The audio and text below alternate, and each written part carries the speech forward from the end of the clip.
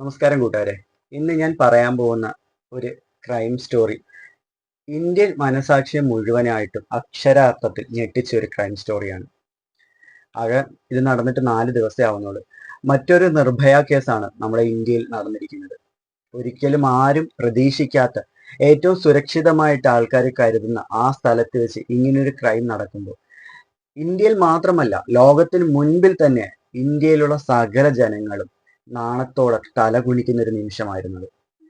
ഒരുപാടധികം പറയുന്നവർക്ക് പോലും അത് വേദനയോടെയും ഭയത്തോടെയും അല്ലാതെ നിസ്സാരമായി പറഞ്ഞു പോകാൻ കഴിയില്ല. നമ്മൾ മറ്റുള്ള ക്രൈം സ്റ്റോറി പറയുന്നത് പോലെ ഒരിക്കലും പെട്ടെന്നൊരു വളരെ നിസ്സാരമായിട്ട് പറയാൻ പറ്റുന്ന ഒരു ക്രൈം അല്ല ഇന്ന് ഞാൻ പറയാൻ പോകുന്നത്. പലരും നേരത്തെ ഈ ക്രൈം സ്റ്റോറി ചെയ്തിട്ടുണ്ട്. അപ്പോൾ നമുക്ക് ആ ക്രൈം സ്റ്റോറിയിലേക്ക് കടക്കാം. വീണ്ടും ഒരു നിർഭയ കേസാണ് ഇന്ത്യയിൽ ആവർത്തിച്ചിരിക്കുന്നത്. എല്ലാവർക്കും അറിയാവുന്ന പോലെ ഒരു PG ഡോക്ടർ, ട്രെയിനി ഡോക്ടർ കൊൽക്കത്തയിൽ കൊല്ലപ്പെട്ടിരിക്കുകയാണ്. RG കർ മെഡിക്കൽ കോളേജ് ആൻഡ് ഹോസ്പിറ്റൽ എന്ന് പറയുന്ന കൊൽക്കത്തയിൽ തന്നെ സംസ്ഥാന സർക്കാരിന്റെ കീഴിലുള്ള ഒരു ഹോസ്പിറ്റലാണ്. ഏറ്റവും കൂടുതൽ കൊൽക്കത്ത സർക്കാർ ആശ്രയിക്കുന്നതും കൊൽക്കത്ത സർക്കാർ നേരിട്ട് കാര്യങ്ങൾ തീരുമാനിക്കുകയും ചെയ്യുന്ന ഒരു ഹോസ്പിറ്റലാണ്, ഒരു മെഡിക്കൽ കോളേജാണ് RG കർ മെഡിക്കൽ കോളേജ് ആൻഡ് ഹോസ്പിറ്റൽ എന്ന് പറയുന്നത്. നമ്മുടെ നാട്ടിൽ ഒരുപാടധികം മെഡിക്കൽ കോളേജുകളും കാര്യങ്ങളൊക്കെ ഉണ്ട്, എല്ലാവർക്കും അറിയാവുന്നതാണ്. അതിൽ എടുത്തു പറയാവുന്ന പല ഹോസ്പിറ്റലുകളും നമ്മുടെ കേരളത്തിൽ തന്നെ ഉണ്ട്. അതുപോലെ തന്നെ കൊൽക്കത്തയിൽ നമ്പർ 1 പൊസിഷനിൽ നിൽക്കുന്ന ഒരു ഹോസ്പിറ്റലാണ് ഈ RG കർ മെഡിക്കൽ കോളേജ് ആൻഡ് ഹോസ്പിറ്റൽ എന്ന് പറയുന്നത്. ഏകദേശം ഒരു 250 മേളിൽ ഡോക്ടർമാരും 175 മേളിൽ PG ഡോക്ടർ ട്രെയിനീസും വർക്ക് ചെയ്യുന്ന ഒരു ഹോസ്പിറ്റലാണ്. പഠിച്ചുകൊണ്ടിരിക്കെ തന്നെ ട്രെയിനിങ് ചെയ്യുന്ന ഒരു ഹോസ്പിറ്റലാണ് ഇത്. അപ്പോൾ ഡെയിലി 10,000-കണക്കിന് പേഷ്യൻസ് ആണ് ആ ഹോസ്പിറ്റലിലേക്ക് വന്നുകൊണ്ടിരിക്കുന്നത്. എപ്പോഴും ആളുകൾ നിറഞ്ഞു നിൽക്കുന്ന ഒരു ഹോസ്പിറ്റൽ. അങ്ങനെ ഒരു ഹോസ്പിറ്റലിൽ വെച്ചാണ് ഒരു ഡോക്ടർക്ക് ഇത്രയും അധികം ദാരുണമായിട്ട് തന്റെ ജീവൻ വെടിയേണ്ടതായിട്ട് വന്നിട്ടുള്ളത്. അത് ആ ഡോക്ടറുടെ അവസാന നിമിഷങ്ങൾ ആ പോസ്റ്റ്മോർട്ടത്തിൽ നിന്ന് അറിയാൻ സാധിക്കുന്നത് അത്രയും ക്രൂരമായിട്ടാണ് ആ ഡോക്ടറെ കൊന്നിരിക്കുന്നത്. എന്നാൽ ഈ കേസിൽ ഒരു പ്രതിനെ മാത്രമാണ് പോലീസുകാർ അറസ്റ്റ് ചെയ്തിട്ടുള്ളത്. സഞ്ജയ് റോയ് എന്ന് പറയുന്ന ഒരു 33 വയസ്സുകാരനെയാണ് പോലീസുകാർ അറസ്റ്റ് ചെയ്തിരിക്കുന്നത്. സിവിക് വോളണ്ടിയർ ആയിട്ട് അവിടെ വർക്ക് ചെയ്യുന്ന ഒരു ആളാണ് ഈ സഞ്ജയ് റോയ് എന്ന് പറയുന്നത്. അവന് ഒരിക്കലും ഒരു മനുഷ്യഗണത്തിൽ കൂട്ടാൻ സാധിക്കില്ല. കാരണം അത്രയ്ക്കും ക്രൂരമായിട്ടായിരുന്നു ആ ഡോക്ടറെ അവൻ കൊന്നിരിക്കുന്നത്. കൊലപ്പെടുത്തിയിരിക്കുന്ന രീതി എന്ന് വെച്ചാൽ അത്രയ്ക്കും ക്രൂരമായിട്ടായിരുന്നു. ഈ സഞ്ജയ് റോയ് എന്ന് പറയുന്നത് ഒരു ഘട്ടത്തിൽ ഒരു സൈക്കോ തന്നെയാണ്. കാരണം ഇദ്ദേഹം 3 വിവാഹം കഴിച്ചിട്ടുണ്ട്. ആ 3 വിവാഹത്തില് 2 ഭാര്യമാരും ഡൊമസ്റ്റിക് വയലൻസിന് ഇദ്ദേഹത്തിനെതിരെ കേസ് ഫയൽ ചെയ്തിട്ടുണ്ട്. ഇവൻ അത്രയ്ക്കും ക്രൂരമായി സ്ത്രീകളെ ഉപദ്രവിച്ച് ആനന്ദം കണ്ടെത്തുന്നവനാണ്. ഇവൻ സ്ത്രീകളുമായിട്ട് ബന്ധപ്പെടുന്ന സമയത്ത് സ്ത്രീകളെ അധികമായിട്ട് വേദനിപ്പിക്കാറുണ്ട്. ആ വേദന ഇവൻ ആസ്വദിക്കാറുണ്ട്. മുൻപുണ്ടായിരുന്ന 2 ഭാര്യമാരെയും ഇവൻ ഇതുപോലെ അറ്റാക്ക് ചെയ്യുമായിരുന്നു. അറ്റാക്ക് ചെയ്യാന്ന് വെച്ചാൽ ഈ ലൈംഗിക ബന്ധത്തിൽ ഏർപ്പെടാൻ വേണ്ടി മാത്രമല്ല, അല്ലാതെ തന്നെ എന്തെങ്കിലും ചെറിയ ചെറിയ പ്രശ്നങ്ങൾക്ക് പോലും ആ ഭാര്യമാരെ മർദ്ദിക്കുമായിരുന്നു. ആദ്യത്തെ ഭാര്യയാണെങ്കിൽ വിവാഹത്തിന് ശേഷം ഒരുപാട് ക്രൂരതകൾ അനുഭവിച്ചു. അവർ ലാസ്റ്റ് പോലീസ് സ്റ്റേഷനിലെ കേസ് ഫയൽ ചെയ്തു. അവസാനം ഡിവോഴ്സ് വക്കിലെത്തി, ഡിവോഴ്സായി. അതിനുശേഷം രണ്ടാമതൊരു വിവാഹം കഴിച്ചു. രണ്ടാമത്തെ ഭാര്യയും ഇതുപോലെ തന്നെ പോലീസിൽ കംപ്ലൈന്റ് കൊടുത്തു. കാരണം ആ സ്ത്രീയെ ആണെങ്കിൽ ലൈംഗികപരമായിട്ട് ഒരുപാടധികം ക്രൂരമായിട്ട് ഉപയോഗിച്ചിരുന്നു. ഇവന്റെ ഒരു പ്രത്യേകത എന്ന് വെച്ചാൽ ഇവന്റെ ഫോൺ പോലീസുകാർ പരിശോധിക്കുന്ന സമയത്ത് ഇവന്റെ ഫോണിൽ നിന്നും അശ്ലീല ചിത്രങ്ങൾ ഒരുപാടധികം കാണുന്ന വ്യക്തിയാണെന്ന് മനസ്സിലാക്കാൻ സാധിച്ചു. അതായത് ഒരുപാട് ഫാന്റസി ആയിട്ടുള്ള കാര്യങ്ങൾ ഇവൻ ഈ ബ്ലൂ ഫിലിമിലൂടെ കാണുന്നുണ്ട്, അശ്ലീല ചിത്രത്തിലൂടെ ഇവൻ കാണുന്നുണ്ട്. ഈ അശ്ലീല ചിത്രത്തിൽ കാണുന്ന പലതും അവൻ സ്ത്രീകളിൽ ഉപയോഗിക്കാൻ വേണ്ടി ശ്രമിക്കാറുണ്ട്. അതായത് ആ രീതിയിൽ സ്ത്രീകളെ ഉപയോഗിക്കാനായിട്ട് ഇവൻ ശ്രമിക്കാറുണ്ട്. അശ്ലീല ചിത്രങ്ങളിലൊക്കെ എല്ലാവർക്കും അറിയാം, ഒരുപാട് ഫാന്റസി ആയിട്ടുള്ള കാര്യങ്ങളാണ് അശ്ലീല ചിത്രങ്ങളിൽ കൂടുതലായിട്ട് കൊടുക്കുന്നത്. ഇവൻ ഇതെല്ലാം അനുകരിക്കുകയാണ് സ്ത്രീകളുടെ ദേഹത്ത്. ഇതുപോലെയാണ് ഈ കൊൽക്കത്തയിൽ കൊല്ലപ്പെട്ട ഡോക്ടറുടെ മേലെയും ഇവനാണെങ്കിൽ അത്രയും ക്രൂരമായിട്ട് ആ ഡോക്ടറോട് ഇവൻ പെരുമാറിയത്. ഡോക്ടറുടെ പോസ്റ്റ്മോർട്ടം റിപ്പോർട്ടൊക്കെ വന്ന സമയത്ത് ശരീരത്തിൽ പല ഭാഗത്തും ചതവുകളായിരുന്നു. ഇവനൊരു ബോക്സർ ആയിരുന്നു. ഇവനൊരു ബോക്സർ ആയതുകൊണ്ടാവാം ആ 31 വയസ്സുള്ള ആ PG ഡോക്ടർക്ക് ഇവന്റെ മുൻപിൽ അധിക നേരം പിടിച്ചു നിൽക്കാൻ സാധിക്കാതെ പോയത്. എങ്കിലും ആ ഡോക്ടറുടെ പോസ്റ്റ്മോർട്ടം റിപ്പോർട്ട് പ്രകാരം ആ ഡോക്ടർ ഇവനെതിരെ ഒരുപാട് പൊരുതിയിട്ടുണ്ട്. ആ ഡോക്ടർ ഇവനെതിരെ പ്രതിരോധിക്കാൻ ഒരുപാട് ശ്രമിച്ചിട്ടുണ്ട്. അതിന്റെ ഭാഗമായിട്ട് ആ ഡോക്ടറുടെ ശരീരത്തിൽ നെഞ്ചില്, വയറ്റില്, മുഖത്ത്, മൂക്കില്, ശരീരത്തിന്റെ പല ഭാഗത്ത് ചതവുകൾ ഉണ്ടായിരുന്നു. അതായത് ക്രൂരമായിട്ട് ഇവൻ അവരെ മർദ്ദിച്ചതായിട്ട് ആ ചതവുകളിൽ നിന്ന് മനസ്സിലാവാം. മൂക്കിൽ നിന്നൊക്കെ ബ്ലഡ് വരുന്നുണ്ട്. മാത്രമല്ല ഈ ഡോക്ടറുടെ സ്വകാര്യ ഭാഗത്ത് നിന്ന് നിർത്താതെ ബ്ലീഡിങ് ഉണ്ടായിരുന്നു. അതായത് ബ്ലീഡിങ് ഉണ്ടാവാൻ കാരണം എന്ന് വെച്ചാൽ ഇവൻ അവിടെ സ്വകാര്യ ഭാഗത്ത് ഈ ലൈംഗിക ബന്ധത്തിൽ ഇവനായിട്ട് ബന്ധപ്പെടാതെ മറ്റു പല സാധനങ്ങൾ വെച്ച് ഇവൻ അവരെ ക്രൂരമായിട്ട് അവിടെ ഉപദ്രവിച്ചിട്ടുണ്ട്. അതിന്റെ ഭാഗമായിട്ട് നിർത്താതെയുള്ള ബ്ലീഡിങ്ങും കാര്യങ്ങളും ഉണ്ടായിരുന്നു. അതുപോലെ തന്നെ മർദ്ദിക്കുന്ന സമയത്ത് ചില്ല് പൊട്ടിയിട്ട് ഈ ഡോക്ടറുടെ കണ്ണിൽ തറച്ചിട്ടുണ്ട്. കണ്ണിൽ നിന്ന് രക്തസ്രാവം ഉണ്ടായിരുന്നു. ഈ രഹസ്യഭാഗത്തു നിന്നും അധികമായിട്ടുള്ള രക്തസ്രാവം ഉണ്ടായിരുന്നു. ഇത്രയും ക്രൂരമായിട്ട് എങ്ങനെ ഒരു മനുഷ്യന് ഒരു ഡോക്ടറെ കൊല്ലുവാൻ സാധിക്കും? ഈ സംഭവം എല്ലാം നടക്കുന്നത് ഓഗസ്റ്റ് മാസം 8-ാം തീയതിയാണ്. 8-ാം തീയതി അന്ന് നല്ല തിരക്കുള്ള ഒരു ദിവസമായിരുന്നു. തിരക്കുള്ള ദിവസം ആയതുകൊണ്ട് തന്നെ ഈ PG ഡോക്ടറും മറ്റ് ട്രെയിനി ഡോക്ടേഴ്സും അന്ന് ഭയങ്കരമായിട്ട് ടയേർഡ് ആയിട്ടുണ്ടായിരുന്നു. ആ ടയേർഡ് ആകുന്ന സമയത്ത് ഈ ഡോക്ടറും ഈ ഡോക്ടറുടെ രണ്ട് സുഹൃത്തുക്കളും കൂടി ചേർന്ന് ഓൺലൈനായിട്ട് ഫുഡൊക്കെ ഓർഡർ ചെയ്ത് ഇവർ ഫുഡൊക്കെ കഴിച്ച് അങ്ങനെ കുറച്ചു നേരം സംസാരിച്ചിരുന്നതിന് ശേഷം കൂടെ ഉണ്ടായിരുന്ന രണ്ട് സുഹൃത്ത് ഡോക്ടർമാരും അവരുടെ വർക്കിനായിട്ട് പോയി. അവര് ഡോക്ടേഴ്സ് ആണല്ലോ, അവര് പ്രാക്ടീസ് ചെയ്യാനായിട്ട് പോയി.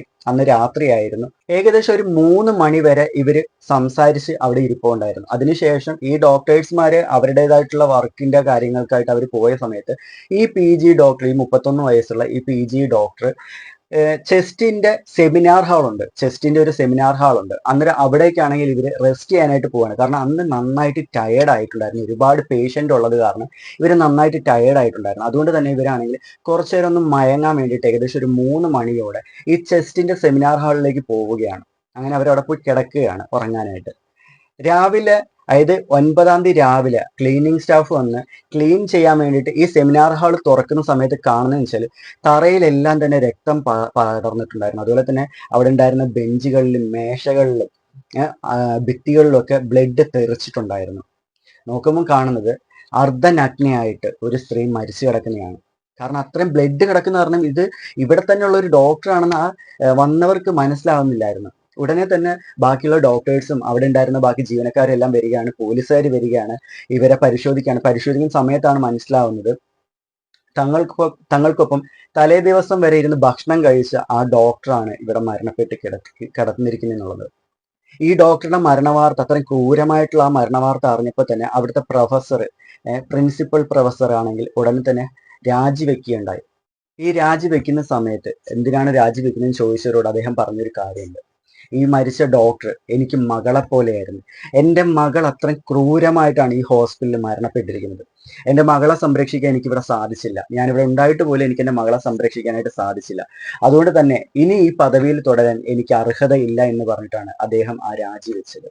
അത് മാത്രമല്ല, അവിടുത്തെ സകല ഡോക്ടർ, അവിടെ എത്ര ഡോക്ടർമാരുണ്ടോ, എത്ര ട്രെയിനീസ് ഉണ്ടോ, അവരെല്ലാം തന്നെ ഇതിനെതിരെ പ്രതിഷേധവുമായിട്ട് ഇറങ്ങുകയാണ് ഉണ്ടായത്. കാരണം അത്രയ്ക്കും ആർക്കും സഹിക്കാൻ കഴിയാത്ത രീതിയിലുള്ള ക്രൂരമായിട്ടുള്ള പീഡനമാണ് ആ ഡോക്ടർക്ക് അവിടെ നേരിടേണ്ടി വന്നത്. ഈ ഡോക്ടറുടെ അവസാന നിമിഷം എന്ന് പറയുന്നത് അത്രയും ഭയാനകമായിരുന്നു.